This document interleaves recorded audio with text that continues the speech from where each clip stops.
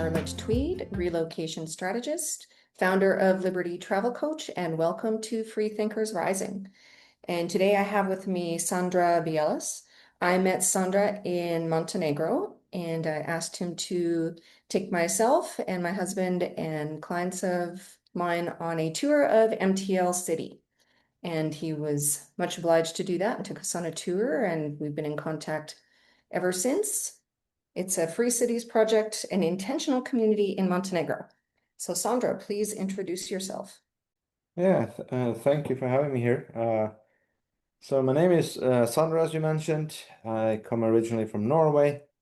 And long story short, I'm in IT, and I met my friend John for the first time physically in 2015. We've been chatting online for a while, and we figure out that we can't just be keyboard warriors forever and just sit online. So we need to do something physical. So we got together, we came up with this idea about Liberstad, like a free city project. And we rented a property for a year, did a pre-sale of that, and successfully raised the money to buy the farm in Bjelland in South Norway. And then we started building Liberstad, which is like a free city project in Norway. And we've been going on with that since 2015. And then since then, I've done a lot of different things, different projects in IT, open source, and other things. And at the moment, I spend some time in Montenegro here in the Montelibro project during the winter time, and then we spend more time in Norway during the summers because it can get a bit chilly up in Norway, even though it's in South Norway. So, and became a Free Cities ambassador for a couple of years ago, I think, which is a foundation that works to promote free city projects, intentional communities. And then I've also been doing various open source projects and software projects that kind of support this movement. One of them is called Nostria, which is a Nostr client.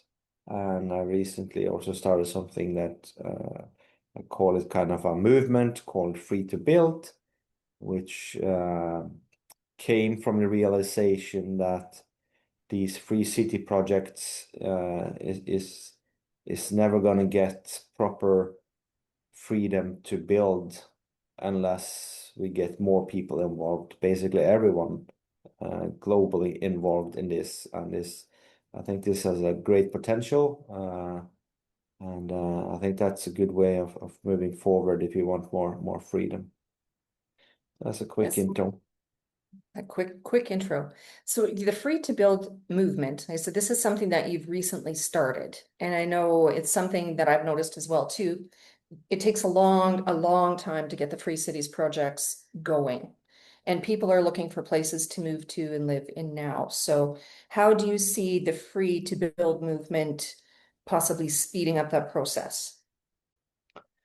I'm currently in the process myself to sort of kind of figure out where's the best locations to be living. I haven't visited the Liberland yet, so I will do that in a month, in July now, and check that out. Check out their Arc Village and the progress on Arc 2 Village, and so there's this, and also compared to Liberstad, there are families who have bought houses in Bjelland, which is the closest town, which is 5 minutes drive away from Liberstad.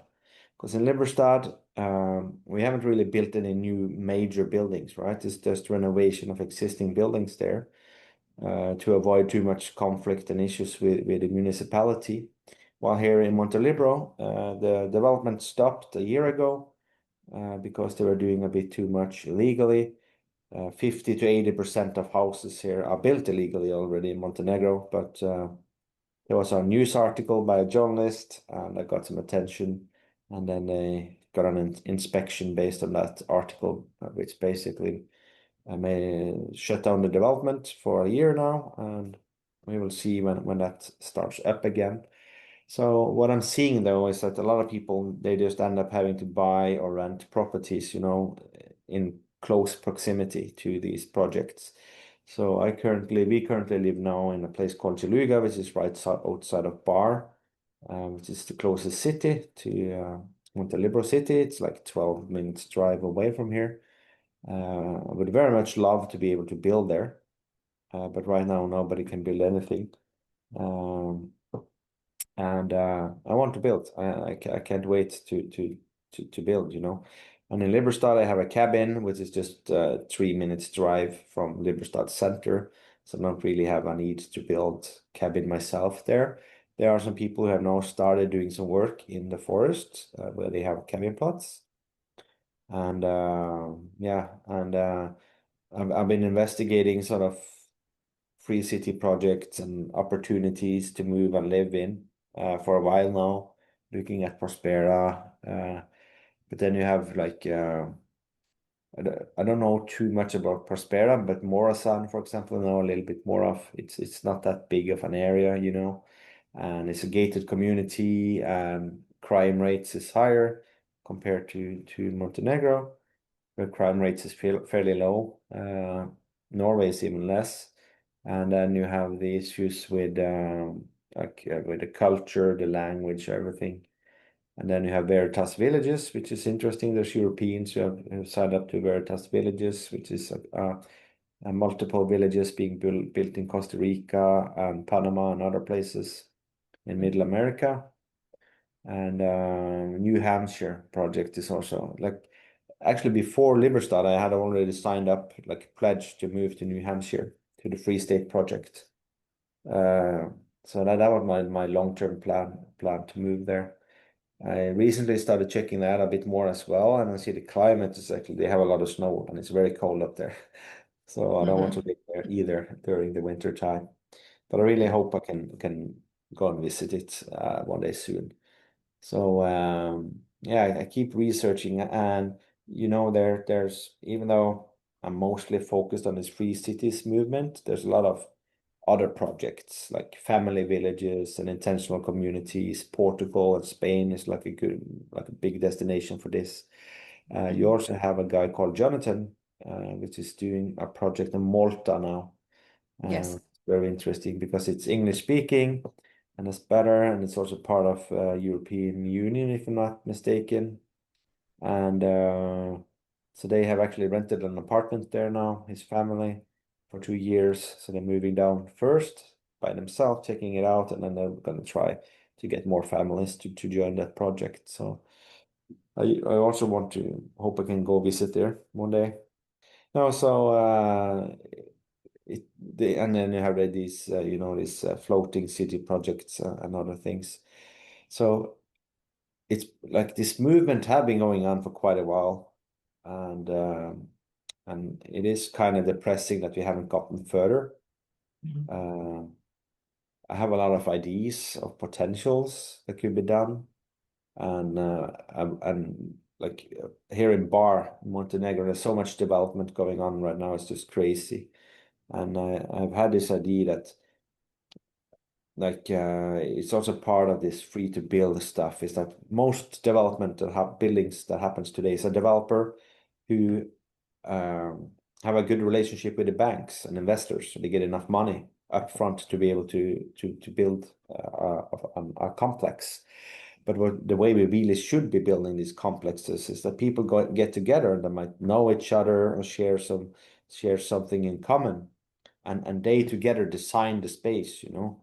So if you're building like a 5, 6, 7, 8 apartment tall building, there might be an elderly guy there. He says like, I only need 40 square meters. Like it's just me. I'm gonna be single the rest of my life.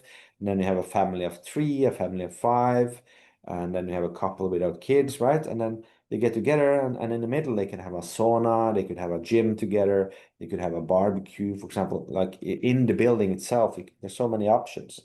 But that's not the way anyone builds anywhere almost. I've seen a few projects do it like this, but it's mostly the developers, and that's so sad. People should come together with their finances and just be able to get the investment, get a loan for the money, and build these projects. Because you could have libertarians coming together, like 5 families, 10 families, and they could build a neighborhood anywhere. right? And that could be done so much faster than realizing these, like Liberland, for example. It's like a massive undertaking. But what you can do is, like, if you had these families who move together in the town close to Liberland, you could build it, you can realize it, and you can be living among friends, you know. My main goal in life is just to not live around socialists. I don't want to have statists around me. Uh, Hmm. that's what's going to make me happy, and it doesn't matter where I am. It's just that the people I surround myself with is Yes. statists. Yes. Yes. And your concept is exactly what I have been thinking myself. If people could get together more and pool their resources and build a community and then move, if you want to keep the movement going, then build another community with, like you said, 10 families or something like that. Get one done, get it built, get it done, and plan another one. I think, yeah, I like your concept. Yeah. Yeah, Yeah. yeah. Are you thinking like build another one in close proximity, or like go do it somewhere else? Whatever the people would want. It could be Yeah, close proximity or it could be in another country. It just get one project done, move on to the next one. yeah. Yeah. It's kind of like the Veritas villages. I think Veritas villages is probably the most successful non-free city project. It is part of free cities, but he's more like building villages, which I'm pretty sure is like regulated and is applying for permission and everything. And Hmm.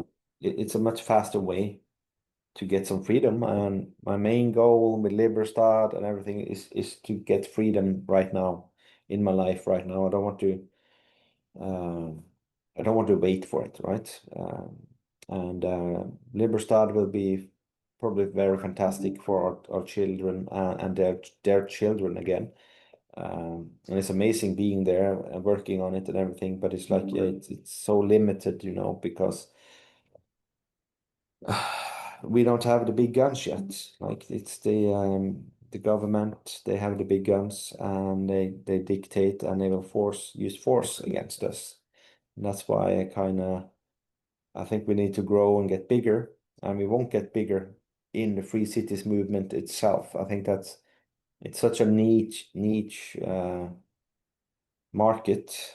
There are not that many people of us. There's a lot of people who want more freedom and and want to move with their money and feet, to get more freedom. But it takes a while to change your philosophy in life, because most people has been indoctrinated into socialism.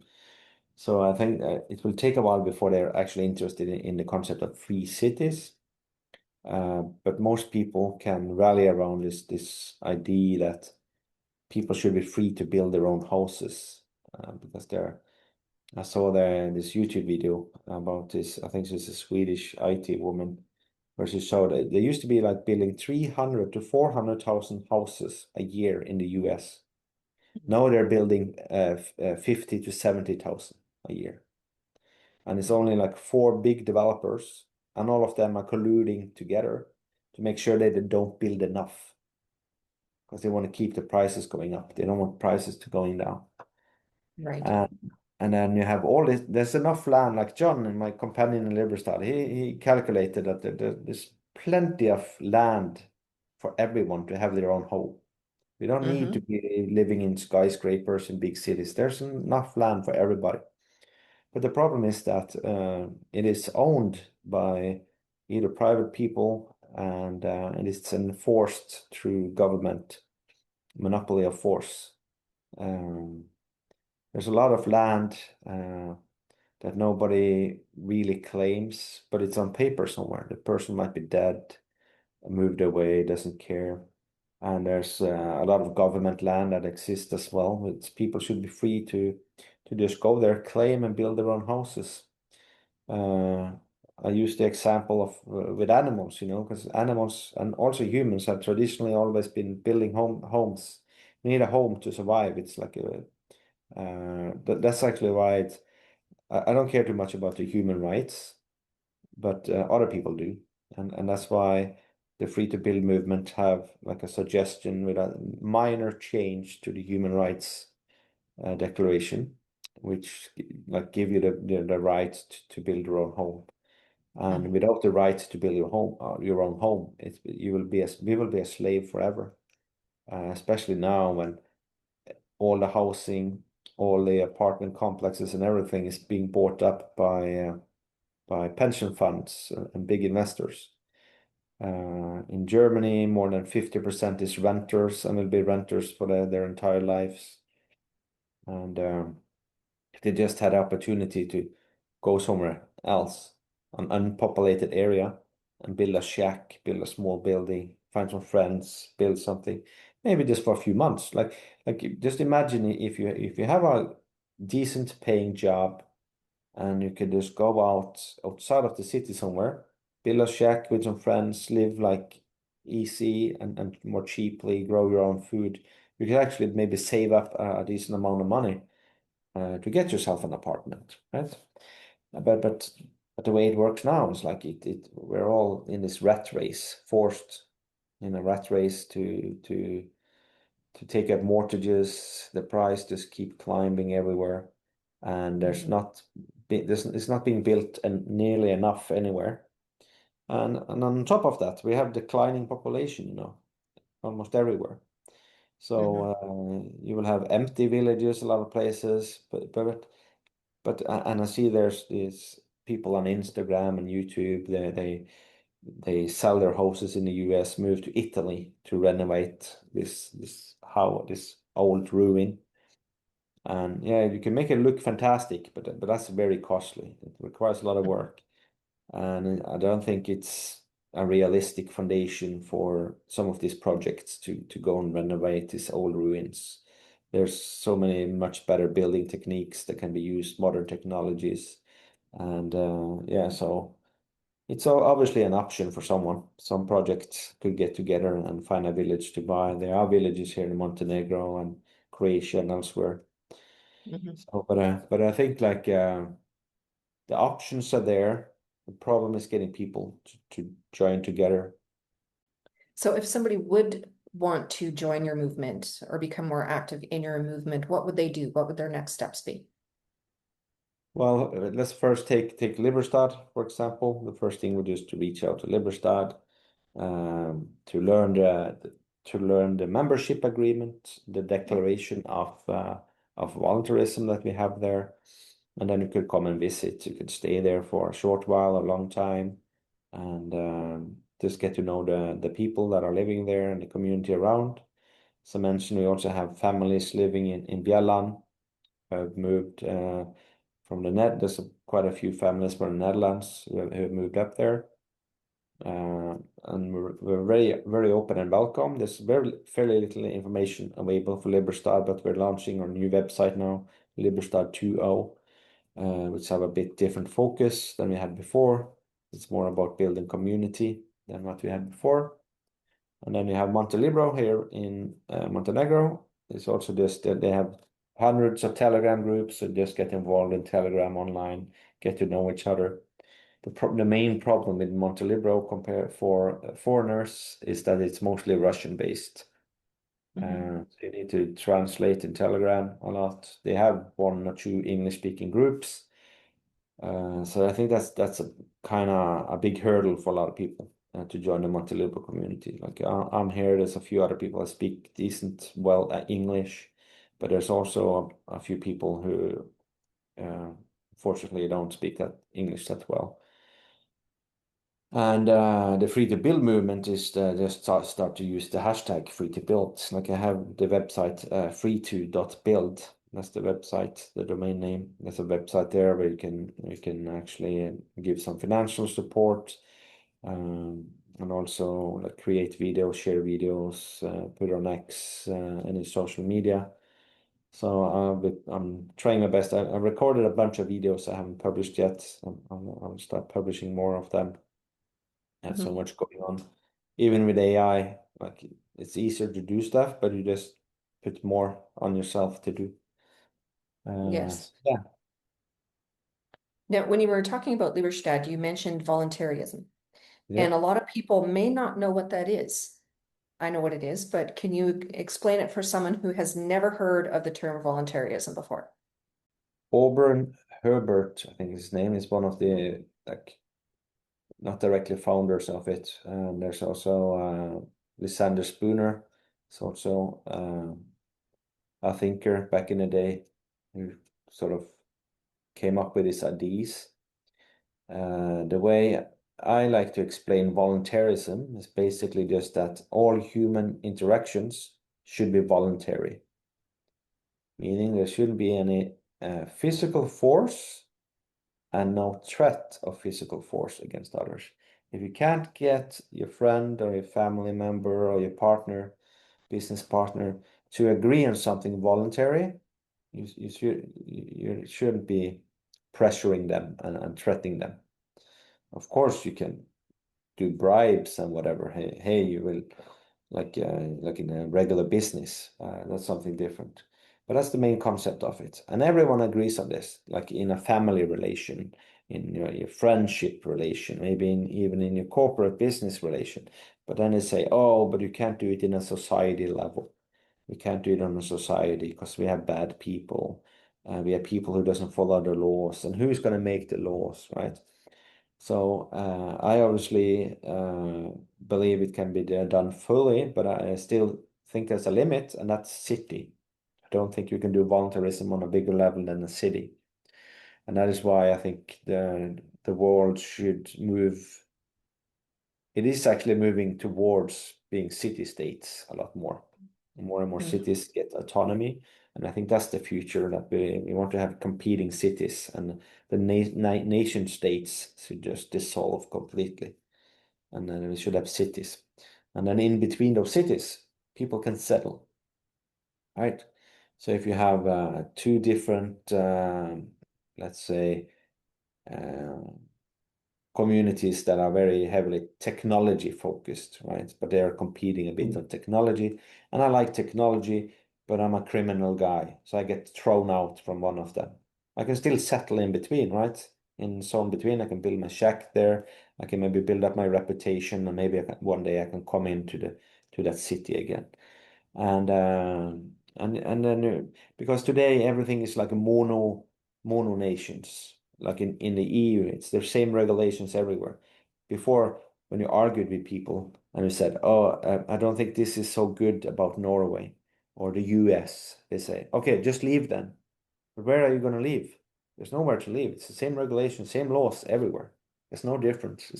It's almost now even the same salary levels, same grocery prices everywhere. Montenegro is like maybe 2 to 3 times cheaper than Norway. Norway Mhm. used to have fairly high salary, but it's now like it doesn't get much Polish seasonal workers anymore because they don't earn that much more in Norway. The government have intentionally devalued the fiat currency of Norway, and they continue to devaluate it a lot. There's high inflation, and that's their goal, to make it less valuable, because then uh, export is better, right? Fish and other things can be exported more cheaply because the Norwegian labor become cheaper on an international scale. But there's nowhere we can go. Uh, Hopefully we can go to Mars soon, to the moon, and then but also to the sea. I actually went on a cruise 3 years ago. Went on a cruise in Mediterranean with the world's biggest cruise ship. And I usually get a bit seasick, but it's like on this big cruise, you don't even feel you're on the sea. And I know there's people considering like doing cruises as an alternative for like a free city community, and I think that's a very good idea. I think cruises are fantastic, all inclusive. It's safe, it's secure. It's just a model for a free city, and it's the same with Disney World, Disneyland. It's basically like free private cities, and that's kind of the examples we often used to explain Liberstad. It's like look at Disney World at Disneyland as an example. But I think also cruise ships are very good examples where We have everything is ordered, and it's kind of like a gated community as well. On the cruise ship, it's only people that gets in there. So do you almost see the world moving toward parallel societies? So there would be like the free cities libertarian type of idea, and then the statists living in their 15-minute cities. The 50-minute cities is a scam though. That's not possible on when there's too many people living there. Like in Liberstad, Prospera, I think we can have 50-minute cities because that would be ideal. Okay, I don't want to. There was a new grocery store that opened down the road here. It's fantastic. I don't even have to cross the road anymore to go to a grocery store. It's safer, it's better, um, and I can just walk there. So I think most people would want something like that. I don't want to use the car to go everywhere. And that's why also these free cities, I think it's important to build as many services as possible internally in the city. Even basic stuff such as like a small gym, barbecue, a sauna, and a spa, bar, restaurant, right? And it doesn't have to be that fancy.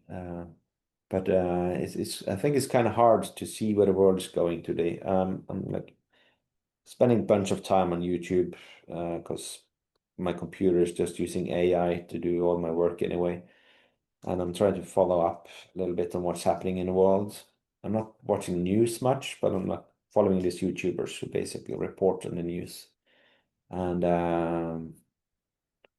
I think it's times where it's very hard to see what's going to happen. There's going to be a lot more nationalism. Nationalistic movement is happening everywhere. Um, so I think like this more my issues with the migration that Europe is having is it will probably be. Uh, I don't think there will be a major conflict behind it. I think it will be not big issues, not much issues from it.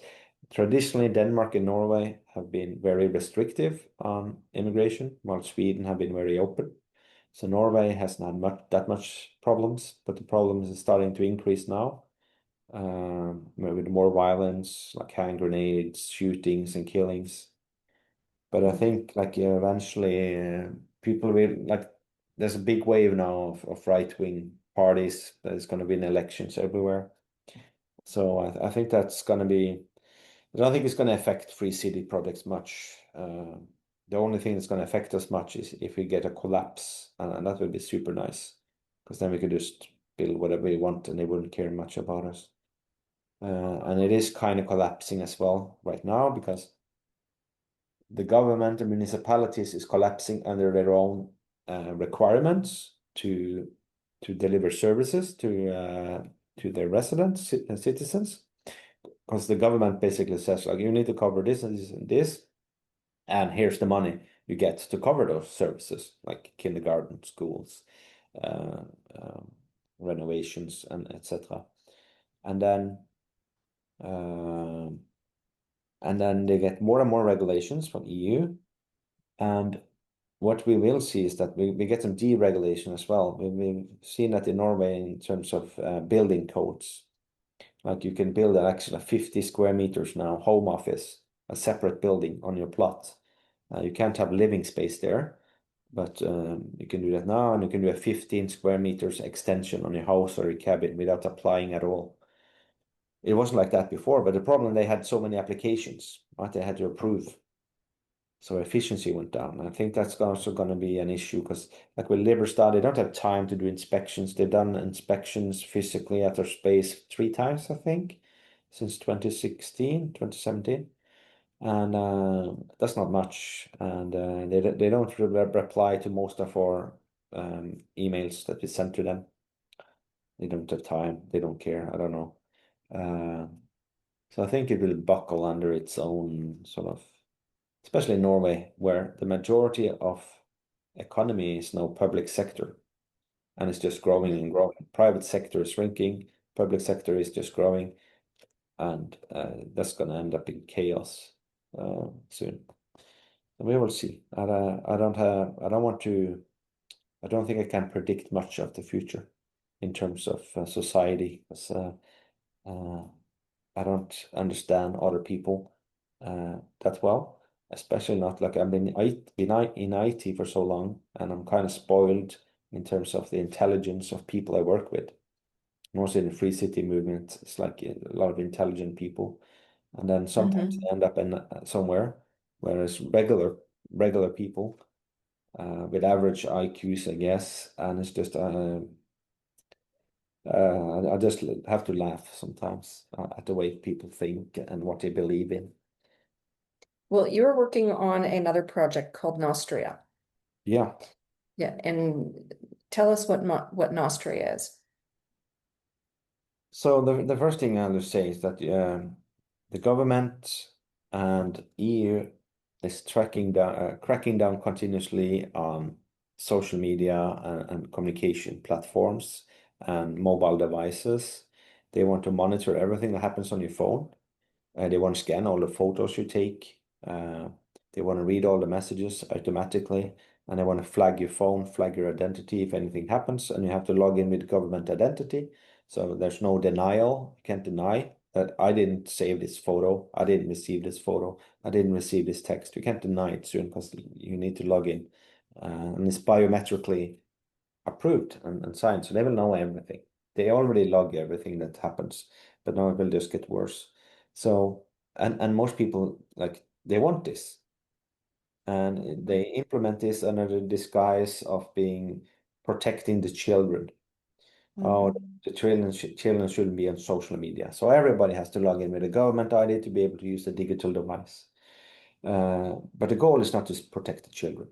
It never has been. The government doesn't care about the children at all. So you can see it clearly in the UK, what's been going on with all the problems they've had for so long now, and the abuse of so many children. And there's so many things that government could have done to help children, but yet they shut down schools, right, to save money. They shut down schools. They create bigger classes. The teachers doesn't get proper salaries. They're not equipped to handle these things. One of the most stupid thing they did in Norway was to stop using physical books and using iPads for all the kids. So all education is now on iPads. It's just, it's insane. It's destroying their ability to learn. And so they don't care about the kids, but that's the disguise that they want to control us. So then there's a guy called Fjetjaf. He came up with a protocol called Nostr back in 2000. I don't remember now, but it's at least like 5, 6, 7, 8 years ago. And I read it and it was fantastic. It was a super simple protocol. There's a lot of developers that loved it because you just needed 2 days, a weekend, and you can start using it. I've been into these open protocols like W3C standards um, for um, building similar protocols, but these are so complex most of the time, and they don't get real adoption. But Nostria has gotten a lot of adoption. So I built a client for it back in the day, and then I started doing my like a community software, where my plan was to run this software for Montelibro, Liberland, Liberstad, and other projects, but make it like a SaaS, so it's like a community software for a lot of other. It was called Ariton, and then Jack Dorsey decided to shut down one of his companies, which was building the technology I was building my software upon. And then poof, I didn't have a job suddenly, and then I figured I need to come up with something else, and then I started doing Nostria. And I miscalculated a little bit how big the consumer market for payments on Nostria is. So I spent a year building this lovely app. And I will continue working on it, but I'm not working full-time on it anymore. But it is basically a social network protocol where you can build any type of application, Instagram type application, X, Facebook. Nostria I built is like modeled after Facebook. So it has a lot of similar features that Facebook has. It's very feature rich. You can watch streams, share photos, videos, live streaming, direct messages. and it's unrestricted, right? Anyone can use it. Even kids can use it if they want to, and they can have a private encrypted messages and share whatever they want, and that's super important.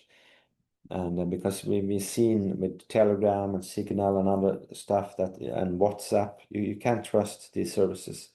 The leaders of these companies, they get arrested all the time, and I wouldn't trust anything what they tell you, because there are countries on this earth where there's regulation that allows a government agent to go into any private company and require them to install a backdoor in the software, and this government agent does not have to identify themselves, and the person they go to cannot not do it. They're only allowed to talk with a lawyer, but they are required to do it or they will go to jail, basically.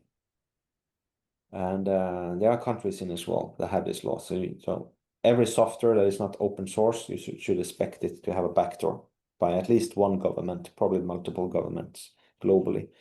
And Nostria is open source, anyone can check the code. Most other projects on Nostr is open source, so people can validate, check themselves.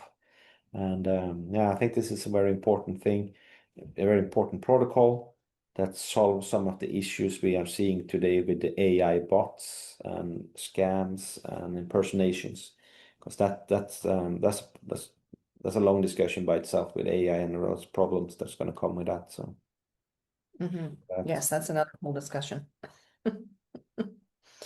So, Sondre, this is a question I've been asking everybody. What is one actionable step that people can do today to find their tribe? Because mostly you and I have been talking about community here. So what could people do today? well, even though like one of the issues I see there's so much information online and it's hard to find this concrete information, concrete projects. And there's a guy called Alexander. He has from GaiaNet. He built a big database of different projects. So I think that's the first place. If you're feeling a calling to find something, find your tribe, I think the database on GaiaNet is the first place to go. And also on the Free Cities Foundation website, you have a database there. It's much less projects, but it is listing both physical, real projects that have started building, and it's also a few planned projects. So if you're ready to move right now, my advice is to have a look at the Free Cities database, find a project that have started, contact that project, go visit it, check it out, and I think you will fall in love with it. Like in Liberstad, whenever I go to Liberstad and live there, I forget I have a phone in my pocket because it's so nice. Like you're just in a dream world. Fantastic nature, and your mind works differently. So I think that's the thing. I think you need to think very carefully about everything before you decide to move. Like language, like what language do you know? What do they speak there? The financials, obviously, like do you have job opportunities locally or in the community? Can you pay for yourself? Can you afford building a house or buy a house nearby? And then also see if you're a fit, right? You should try and live there for a while and see if you vibe correctly with those people in that community. I think that's important because it's just waste of everyone's time if both figure out that you're not a good fit and that community is not a good fit for you. So I think it's important to be very honest all the time, right? Just have very honest communication, especially in the beginning. So there's no misunderstanding, because you just get trouble down the line if you don't.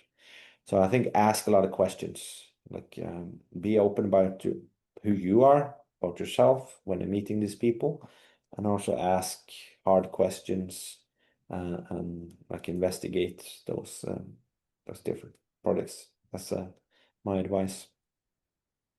That is very good. Be yourself, and that's how you're going to find your community. Yeah. Sondre, is there anything I should have asked you that I didn't ask you? The only thing I would like to say is like and pledge, not a pledge, but